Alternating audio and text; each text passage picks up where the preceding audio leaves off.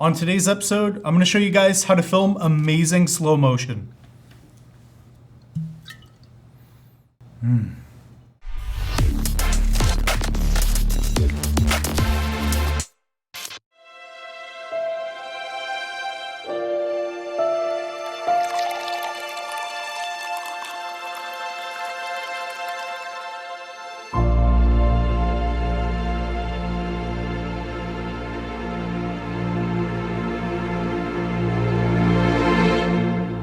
Hello, ladies and gentlemen, and welcome to this fine episode of Red Cape Learning.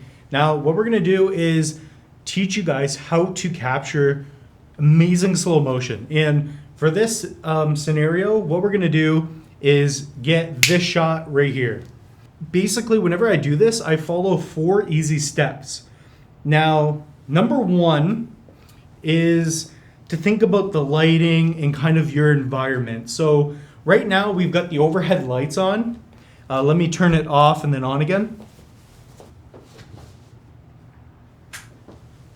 And as you can see, that's just the house lights. These are just kind of fluorescent lights up on the ceiling. You want to think about soft lighting and big lighting. You want a lot of light into the sensor. The more light you can get coming in, the better. Because when you're shooting at a higher frame rate, which is what we're going to do, you need a lot of light to be coming in, and you don't want to be at a ridiculous ISO where your shots get grainy. So start with number 1, lighting.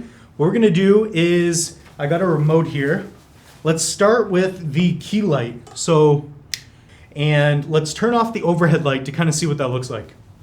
Okay, so now you can see the glass. The main thing is the glass, and we want to be able to really see the liquids kind of coming in. We want this to be dramatic. I'm going for more of a dramatic look. That's why I chose the black backdrop. I know it's not the best composition, it's not the best shot, but I'm filming by myself. It's hard to do everything. The other thing is I have a little remote here, and this is for my backlight. Now this is just an LED light. Let's turn that guy on. And if we fix the exposure, so right now our ISO is at 1600, which is pretty high. Let's bring that down to a better exposure. Now I'm using false color here, so that's much better. And this is actually a pretty cool shot. We're at an f2.8, so if we hit the focus on the lip, let's just get the middle of the lip of the glass. That's quite nice right there. That's a really cool shot. Now, if we were to film this is in 24 frames per second. Shutter angle is 180 degrees.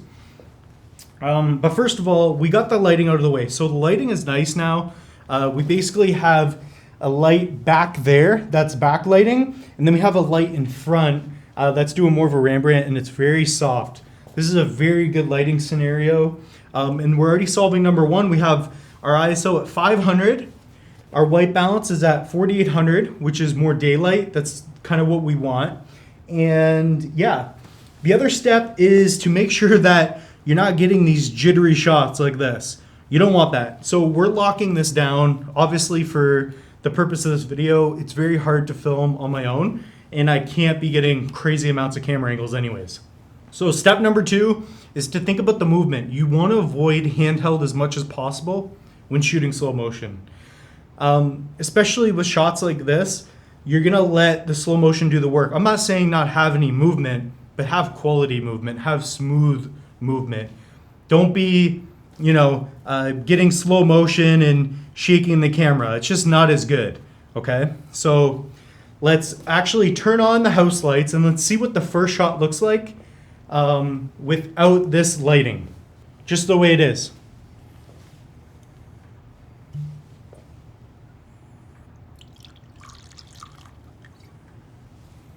So now if we play that back in 24 frames a second, so as you can see, it's still not very good. It's playing really choppy right now.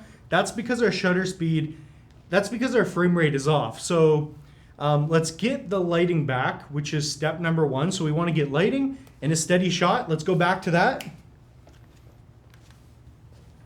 So we dumped the alcohol out. Now that we have better lighting, let's do it one more time.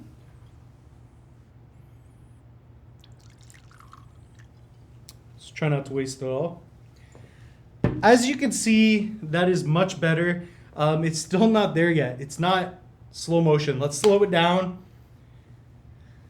It's still not good yet. So how are we going to fix this? Well, let's move on to step 3, and that is frame rate. So on this camera here, I can actually just hit a frame rate button. So now we're at 60 frames per second. Now, because we're at 60 frames per second, and instead of shutter speed, we're actually at a shutter angle. That's what I'm going to be using. That kind of coincides, but what you want to do is shoot at 60 frames per second or 120 frames a second. What this is going to allow the camera to do is to be able to get more frames into the shot, and when you slow it down 50% or 25%, it's going to be very smooth. Now this camera conforms the slow motion in camera, meaning that when it plays back in 24 frames, it's already slowed down for you. Some may not have that, so in post-production, you may have to slow it down. The exposure is going to be off right now. So what we have to do is let in more light. We could either open up the aperture, or we could change our ISO, which we'll probably have to do. So this is more of the shot we're looking for right here. Right now, we've got good lighting. We've got a steady shot. Our frame rate is at 60 frames per second in full HD, and our shutter speed is on point. Now you could shoot at either 50 or 48 shutter speed, or you could change your shutter angle to 180, which is going to give you a natural look. It's gonna double your frame rate essentially, without getting too much into it. So now let's see what this looks like. We've got the lighting, steady shot, frame rate, and shutter speed is on point.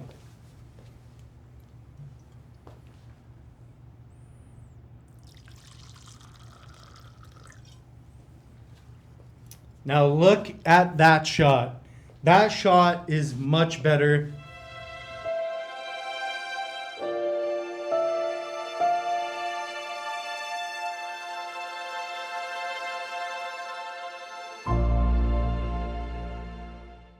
Now let's do the same thing, but this time instead of being at a 4, so if you're shooting at 24 frames per second, you want your shutter speed to be at around 50, so 48 or 50, depending on what your camera can do. What we're gonna do right now is shoot at 60 frames per second, and because we're shooting at 60, we need our shutter speed to be at 120. Now 120 is gonna give us the look that we need. So let's see what that looks like.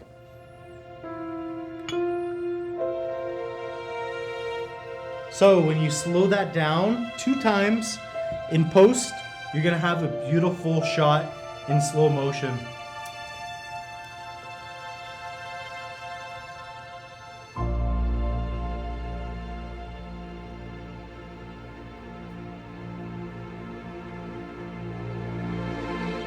If you guys can do those 4 steps, you will start shooting some amazing slow motion.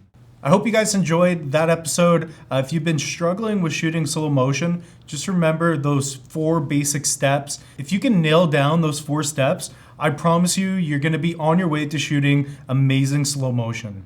When it comes down to slow motion, it's not as much about the camera that you're using, more so the steps that you use in the methods that you implement. You have to make sure that you utilize the right methods to capturing slow motion. Again, pick up your camera, go practice. It's the only way you're gonna get better. And I'll see you guys in next week's episode.